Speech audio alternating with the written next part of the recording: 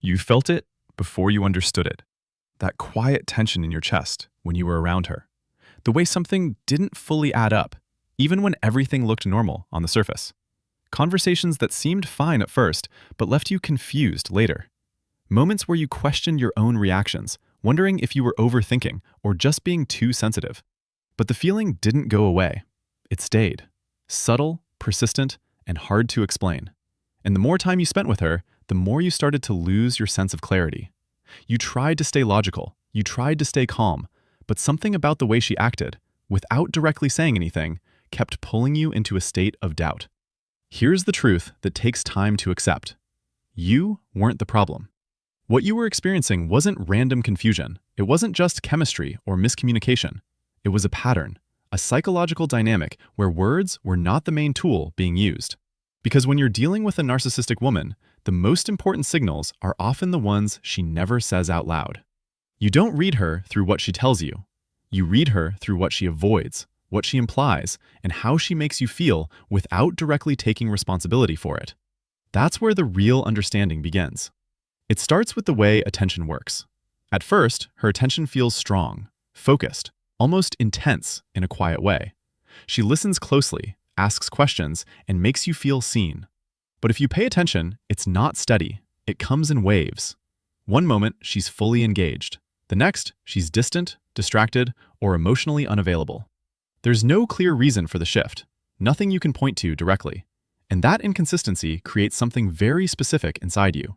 You start trying to earn the attention back. That's not accidental. It's part of a control pattern. A narcissistic woman often regulates attention instead of expressing genuine connection.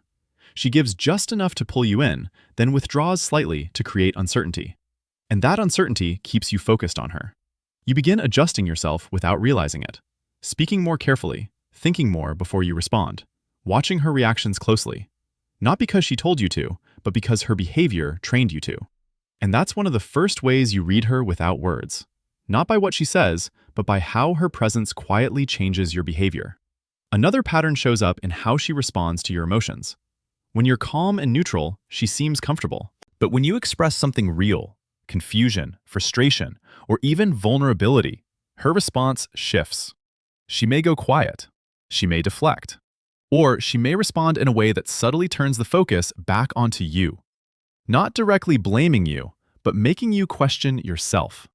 You walk away from those moments feeling like you said something wrong, even if you spoke calmly and clearly. That's not a communication issue. That's emotional redirection. Instead of meeting you in the moment, she shifts the emotional weight back onto you. And over time, this teaches you to hold things in. You stop bringing things up, not because you don't feel them, but because you already know how the interaction will go. This creates a silent imbalance.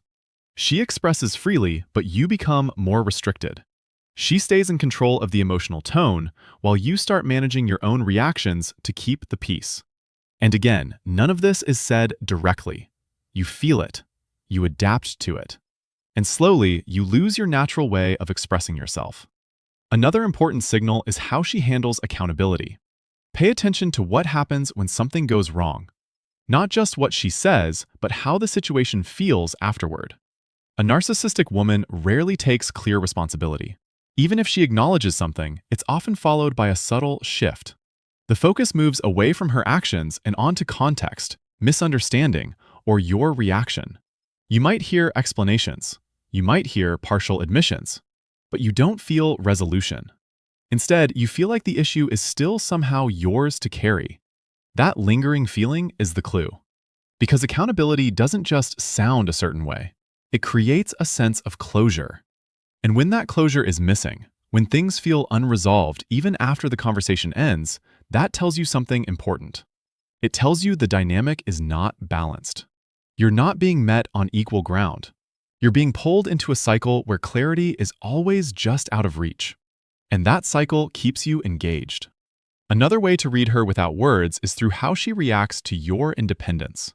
When you're focused on your own life, your own goals, your own peace, watch what happens. At first, there may be subtle resistance, not obvious, but present. She may become slightly colder, slightly less engaged. Or she may try to pull your attention back in indirect ways.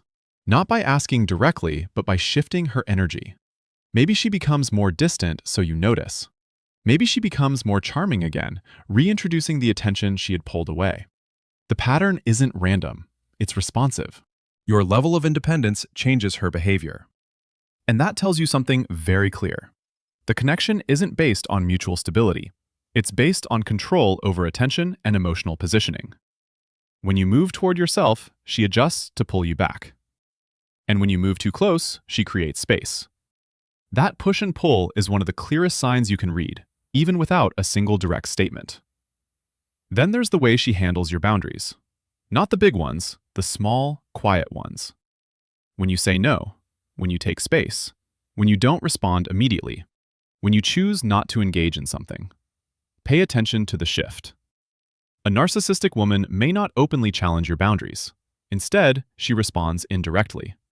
Through tone, through distance, through subtle changes in behavior that make you feel like you've done something wrong.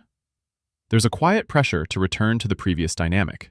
And if you don't recognize it, you'll start adjusting again, softening your boundaries, explaining yourself more, trying to avoid that subtle discomfort. But that discomfort is the message. It's how control tries to reestablish itself without direct confrontation. And once you see it clearly, it becomes easier to step back. Because you realize the reaction is not about your boundary being wrong. It's about your boundary disrupting a pattern that was benefiting her. Another important signal is how you feel after spending time with her. Not during, after. In the moment, things can feel engaging, even enjoyable at times. But when you're alone again, there's a different feeling. You feel mentally tired, slightly unsettled, like something is still unresolved. You replay conversations, you analyze small details, you try to make sense of things that didn't feel fully clear. That mental loop is not a coincidence. It's the result of inconsistent signals and emotional ambiguity. Your mind is trying to create clarity where clarity was never given, and over time, this becomes exhausting. Because you're doing the emotional work for both sides. Trying to understand, trying to interpret, trying to stabilize something that keeps shifting. That's not a healthy connection. That's a psychological drain. And recognizing that feeling is one of the most powerful ways to read the situation. Because your emotional state after the interaction tells you more than any words she could say. Now here's where things begin to shift. Once you start seeing these patterns, your role in the dynamic becomes clearer. Not as someone who caused it, but as someone who was adapting to it. You were responding to inconsistency by seeking stability. You were responding to emotional distance by trying to connect more. You were responding to subtle pressure by adjusting yourself to maintain balance. All of that makes sense. But it also kept you inside the cycle. And awareness is what begins to break it. Because once you see the pattern, you don't need to chase clarity in the same way. You stop overanalyzing every small interaction. You stop trying to fix what was never clearly broken. And instead, you start observing, calmly, without urgency. You notice the shifts without immediately reacting to them. You feel the discomfort without trying to resolve it right away. You allow space between what happens and how you respond. That space is where your control returns. Because the dynamic only works when you react automatically, when you feel something and immediately try to fix it, when you sense distance and immediately try to close it. But when you pause, when you hold your position, when you don't move toward every shift, the pattern starts to lose its effect. And that's where boundaries become real. Not as something you explain, but as something you live. You don't need to argue. You don't need to convince. You don't need to prove anything. You simply stop participating in what drains you. You stop adjusting to inconsistency. You stop chasing emotional clarity from someone who avoids giving it. And you begin to focus on your own stability, your own clarity, your own sense of self. This doesn't mean becoming cold or distant. It means becoming grounded.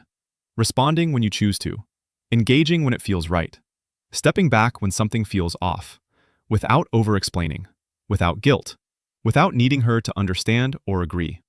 Because real self-respect doesn't depend on someone else's validation. It shows up in how you hold your position, even when the other person shifts. And over time, something important happens. The confusion fades. Not because she changes, but because you stop trying to interpret every signal. You see the pattern for what it is, And once you see it clearly, it loses its power over you. You no longer feel pulled into the same emotional loops. You don't feel the same urgency to respond, to fix, to figure things out. You become steady. And that steadiness changes everything. Because a dynamic built on inconsistency can't hold itself together when one person stops reacting to it. It either escalates or it fades. And either outcome gives you clarity. Because you're no longer in the middle of it. You're observing it from a place of awareness. And that's where healing begins. Not in trying to understand her more, but in understanding what the experience did to you, how it affected your thinking, your emotions, your sense of self, and gently bringing yourself back to a place of balance, where your feelings are valid, where your clarity matters, where you don't have to second-guess your reality just to maintain a connection. That's the shift. From confusion to awareness, from reaction to choice, from emotional dependence to quiet independence. And once you reach that point, something becomes very clear. You don't need her to say anything for you to understand who she is. You already know. Not through words, but through patterns, through feelings, through the consistent way the dynamic affected you. And when you trust that understanding, you don't feel lost anymore. You feel steady, you feel clear, and most importantly, you feel like yourself again.